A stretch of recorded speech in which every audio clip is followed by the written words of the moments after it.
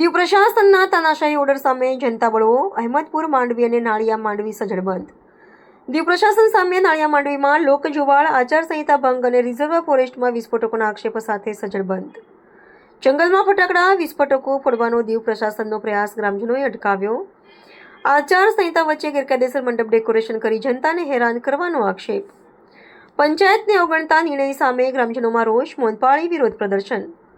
આજરોજ દીવ પ્રશાસન દ્વારા જાહેર કરાયેલા નિર્ણયના વિરોધમાં અહેમદપુર માંડવી ચેકપોસ્ટ તેમજ નાળિયા માંડવી ગામમાં સ્થાનિક લોકો દ્વારા સ્વૈચ્છિક સજ્જડ બંધ પાળવામાં આવ્યો હતો. ગ્રામજનો અને વેપારીઓ એકજૂટ થઈને પંચાયતને અવગણીને લેવાયેલા નિર્ણય સામે વિરોધ નોંધાવ્યો હતો.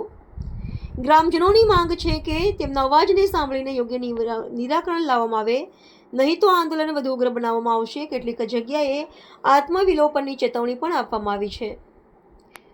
Krishna Solanki, Diu mirror news, Una. Collector સાહેબે નતા બોલાયા? નથી બોલાયા. અને પહેલા તમે બોલાવ્યા હતા, મને કીધું છે, મને ખબર છે સાહેબ. પછી બે ત્રણ મીટિંગ થઈ હતી, મને ખબર છે. એટલે આ લોકોને આક્રમણ તરીકે આવાય નહીં. આજે 30 કે 25 માણસો સવારે 7 વાગ્યામાં લઈને મજૂર મૂકી દે આપણા પંચાયતમાં વ્યાજબી કહેવાય? સફાઈ માટે, આ મંડપ નાખવા માટે કોની પરમિશન છે? આપણી હદમાં આપણે આચારસંહિતા નથી લાગતી? મને કહ્યું ને, તમને મેં ફોન કર્યું છે? તમે આયા નહીં, મામલતદાર આવ્યા ને? સાહેબ તો હવે આ પ્રશાસનનું શું કામ છે? આપણે હાલો માપણી કરીએ, હું બધી પબ્લિકને મોકલાવી દઉં. આપણે તો થઈ ગયું. ખબર છે કે અહીંયા પંચાયત આવે, અહીંયા જંગલ આવે, આ મરીનટાઈન બોર્ડ આવે, આની પાછળ ગામતળના પ્લોટ આવે, તો એ બધા અલગ અલગ કરવા પડે. બધાને જેનું શોષણ થાય એ બધું આપણે જોવાનું છે. પાનને અલગ કરવાના છે. જંગલ ખાતાની કારકાર નથી નીકળતી. જંગલ ખાતાનું કંટ્રોલ એવું છે. આ તો 300 પૈકી 11 પૈકી 35, 1 પૈકી 35 એનો સર્વે નંબર છે. 306 હેક્ટરનું છે.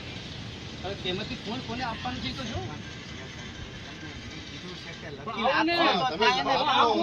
તમે તો ક્યાં આ લોકો આક્રમણ કરીને સાહેબ આવે કાલે આપણે 1 કલાક મીટિંગ ચાલી.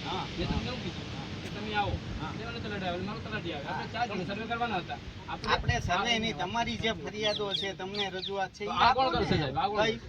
આ જે નિકાલ ગ્રામ પંચાયત રસ્તો આવશે તો મને રસ્તો બીજો આપશો તમે? આ મારી માંગ તો પૂરી કરવી પડે ને. આ રસ્તો તમારે જાગૃત રહેવું પડે કે નહીં? પણ ખાલી વાતું જ કરવાની, આપો ને લખીને. તો આવો છો ગામ સ્થળ ઉપર સાહેબ, કલેક્ટર સાહેબે તમને બોલાયા? ચાલો આપણે હાલો હાલો, એવું તો સરપંચ તમે આવો ગ્રામ પંચાયત. હાલો.